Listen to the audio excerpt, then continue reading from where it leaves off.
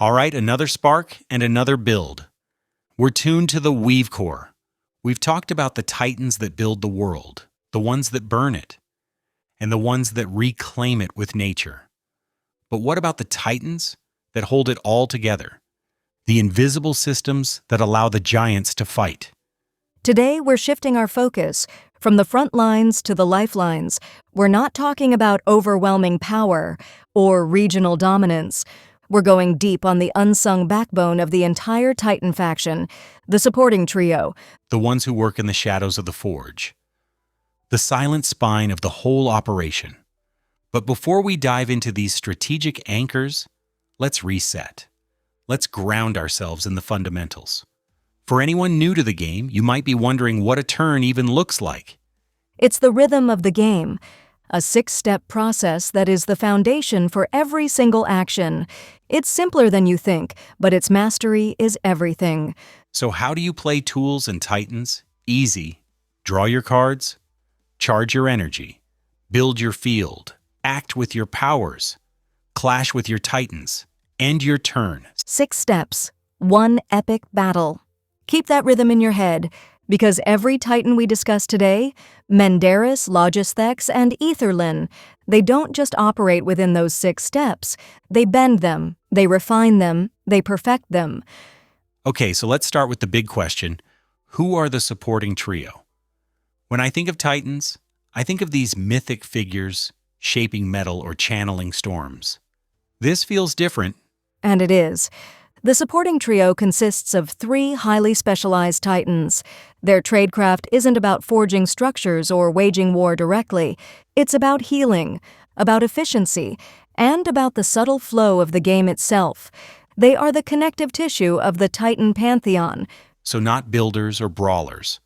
They're system administrators. They're specialists. Exactly. Think of them as representing the disciplines vital to sustaining and optimizing all other crafts, often overlooked by an enemy, but absolutely indispensable to an ally. They champion a core philosophy that is crucial in this game. Support isn't lesser, it's leverage. Support is leverage. I like that. It reframes the whole idea of a support role from passive to active. You're not just helping, you're creating an advantage. So let's meet them, one by one. First, you have Menderis, the fracture healer. Her domain is medical restoration, but this isn't simple healing. She cleanses persistent corruption like scorch and rust. She can recalibrate a Titan's damaged energy core. She revives fallen tools and tasks from the junkyard. So she's not just a medic, she's a full-on restoration expert. A combat engineer and a doctor combined. What does that look like in the lore? Picture a scorch-ravaged zone. The ground is cracked, bleeding entropic energy. Menderis doesn't just mend the wounds of the Titan fighting there. Her abilities cleanse the very ground they stand on. She purges the data hate of a rust-borne virus and restores the zone to a neutral state. She's the reason the front line doesn't collapse. Invaluable. All right, who's next? Logisthex, the load balancer. He is the architect of resource flow, the ultimate supply chain coordinator. He ensures you have the right cards, the right energy, at the exact right time. His entire purpose is achieving a state of perfect equilibrium. So he's the cure for a bad draw. How does that manifest? Through mechanics unique to him. Things like draw filtering, where he lets you look at the top 3 cards of your deck and choose which one to draw.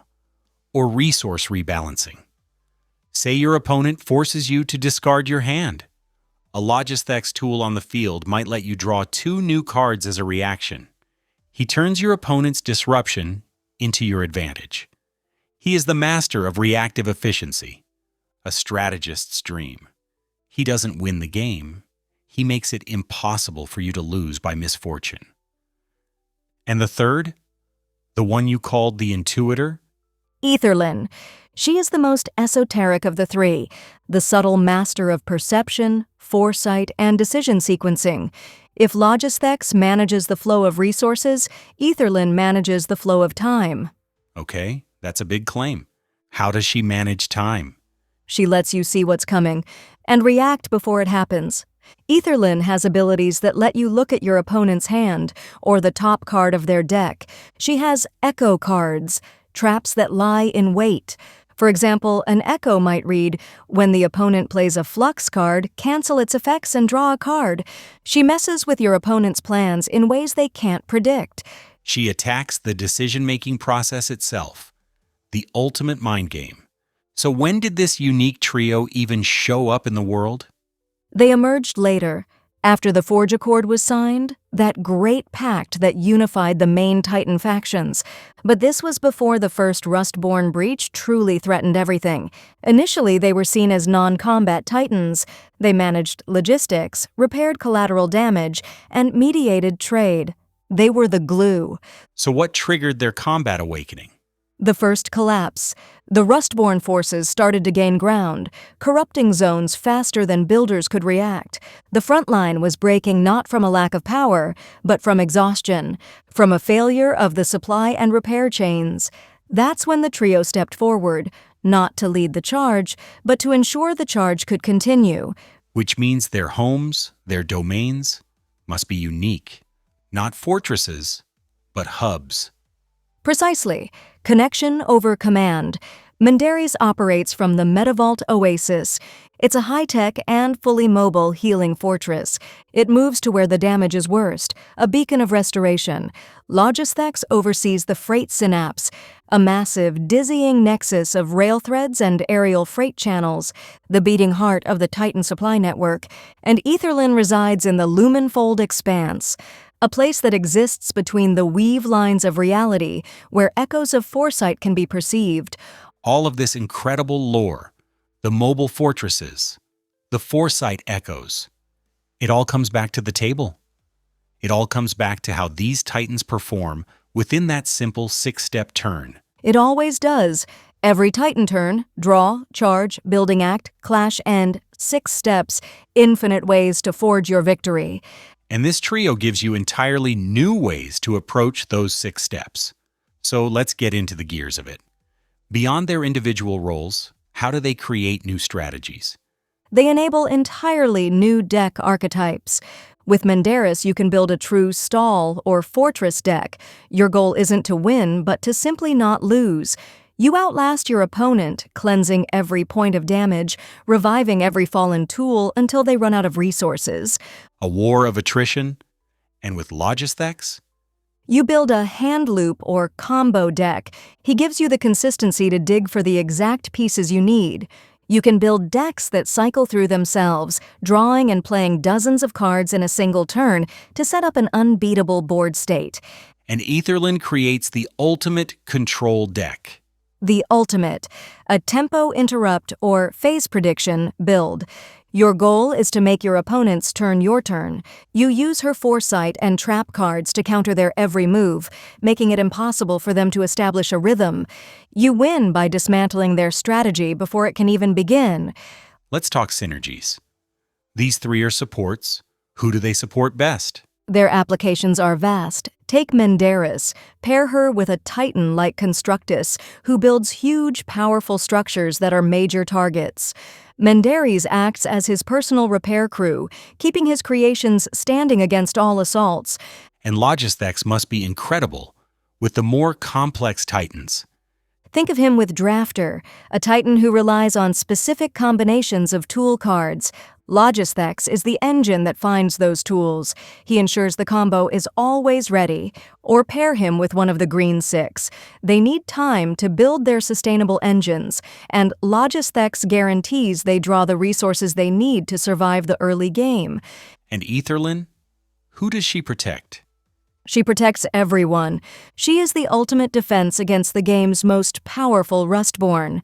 Titans like Cheovolt, who want to unleash chaotic bursts of damage, are neutralized by Aetherlin's ability to see the attack coming and cancel it.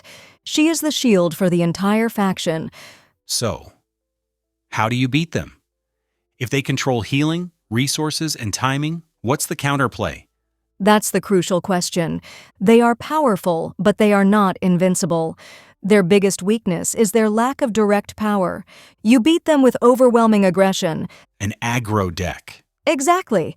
A fast, brutal, Rustborn deck built around a Titan like Fusure or Scraplord can potentially deal damage faster than Menderis can heal it. You have to break through their defenses before their engine is fully online. So you target their weak early game. What about Logisthex? Hand Disruption. Cards that force the opponent to discard. Logisthex can recover from it, but if you apply constant pressure to his hand, you can starve him of the options he needs to fuel his combos. You attack his core identity. And Aetherlin?